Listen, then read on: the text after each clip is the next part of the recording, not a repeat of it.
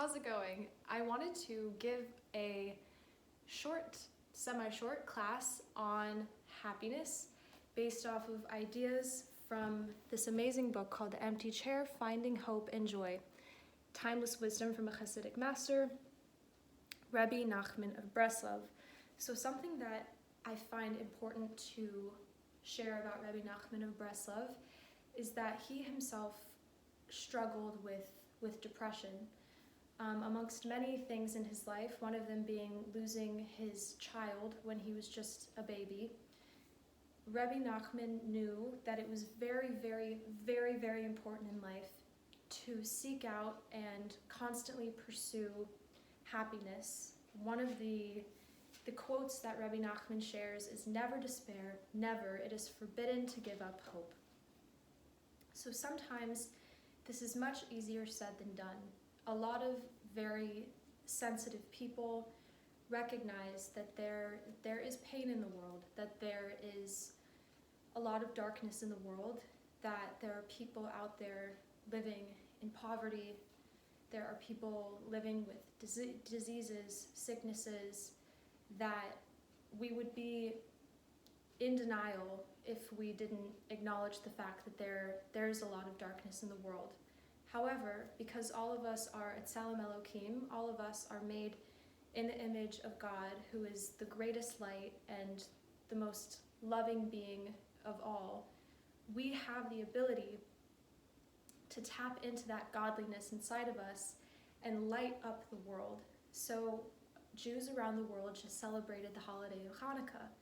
And part of Hanukkah is that we light the menorah. We light a candle for each night of the 8 nights. And what's so special about a candle is that you can't really see a flame in a lit up room. Why is that? There's already light.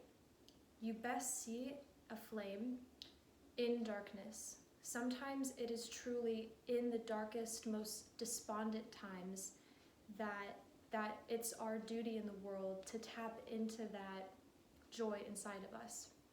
So how do we do that? That's the point of this class, is to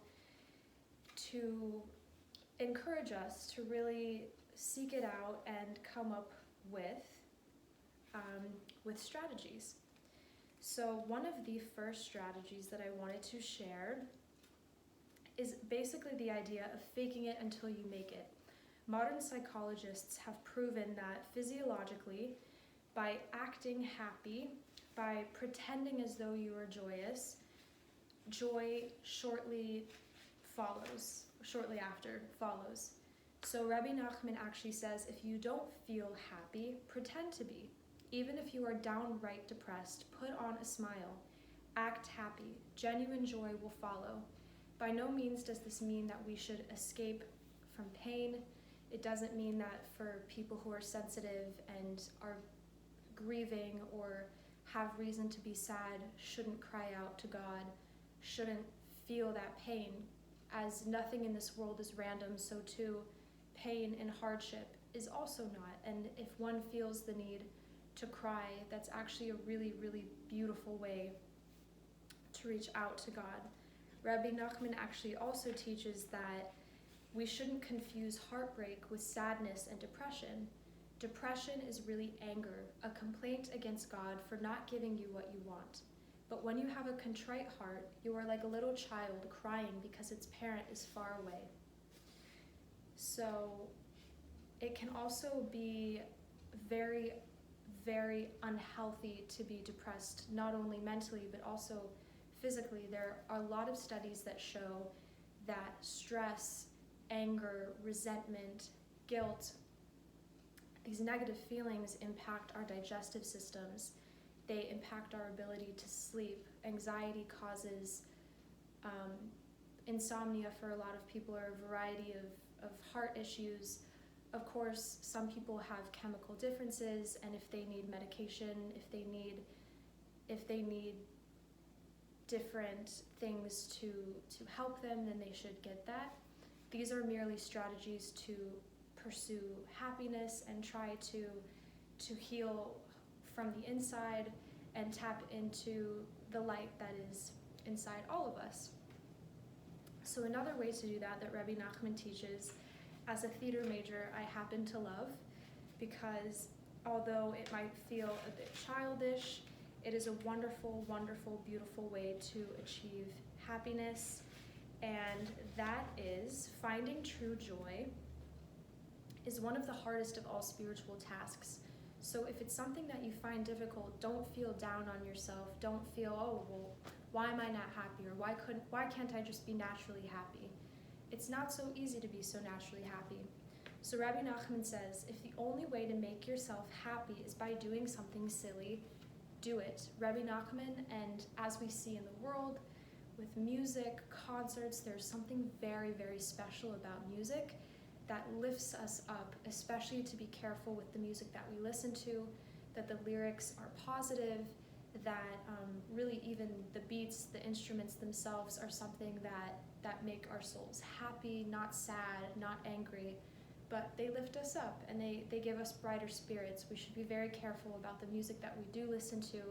Music is a very, very holy, spiritual experience. And as Rabbi Nachman says, being silly, dancing, who are some of the most happiest human beings in the world? Children. They laugh, they sing, they dance, they play, because there's a natural piece of them that is totally without any inhibitions. They're so connected to their inner godliness. They're not afraid of being judged. They perhaps are unrestrained in a way. We have to be more refined as adults, but deep down we should know that to God, in his eyes, we are all of his children. So we should not feel any shame for taking whatever healthy means we need to achieve happiness. It's absolutely vital to our existence. It's absolutely vital to achieving what we need most in this world, which is God's infinite light. And we have that amazing responsibility inside each one of us to reveal the light that he has given us. So I hope that you find joy throughout your days. You see the many miracles with gratitude that God has given you. Gratitude is an amazing tool for happiness, and I look forward to sharing more. I'm giving this class also because it's something that's a great reminder for me. Sometimes the happiest people in our lives are those who have had to actually work tremendously, tremendously hard to overcome darkness that is either inside of them or that they are tremendously aware is surrounding the world. So it's very, very vital to tap into the light that God has infused all around us, and